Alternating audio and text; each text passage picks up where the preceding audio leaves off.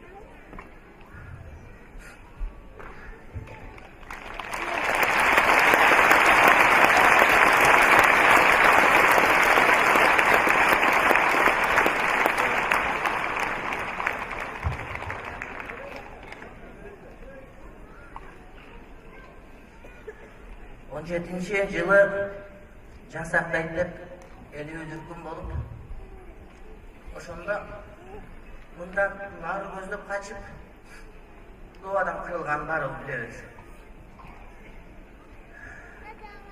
Иман сактайм деп, дин сактайм деп, адамдар жанын сактайм деп, бир ушталканга балдарын саткан үчүн дагы билебиз. Ошондон 100 жыл өтүп, 17-жыл, азыр 16-жыл, 17-жыл, 100 жылдан кийин андан бери качып, дагы жамбагабыз деп келип, жанагы интип балдарыбыз дагы өлүп атканын көрүп атабыз.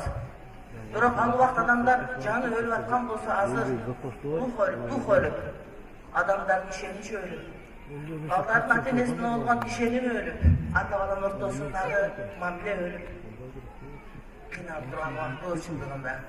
Азыркы болгон нерсе бир жазуучунун мамлекеттик бир заказы менен болуп жазылган бир пьеса же башка бир нерсе эмес. Булардын бардыгы жашоодогу чындык. Булардын бардыгы биз күн сайын көрүп аткан, биз аралашып аткан жашоо. Ошон үчүн урматтуу туугандар, биз балдарыбызды унутпасак,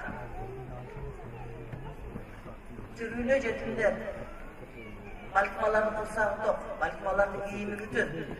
Билесизби? Балдар үйүндө ата-энеси бар баладан дагы жакшыраак карашат. 3 мал тамак берет, кийим кечеги бүтүн, мектепке апарып келет, үй жылуу. Бирок ата-эненин мээрими жок ал жерде. Ошон үчүн келгиле балдарыбызды убакыт бөлүп, ошолорду Кудай Таала тарап турган бизден аманат өз эле жеткирүүгө аракет кылып бардыгыбыз.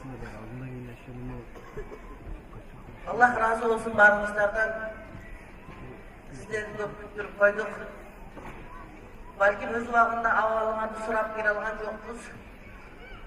Бирок эсиңерден чыгарбагыла, дайыма силердин атыңарга биз дубадабыз иншалла.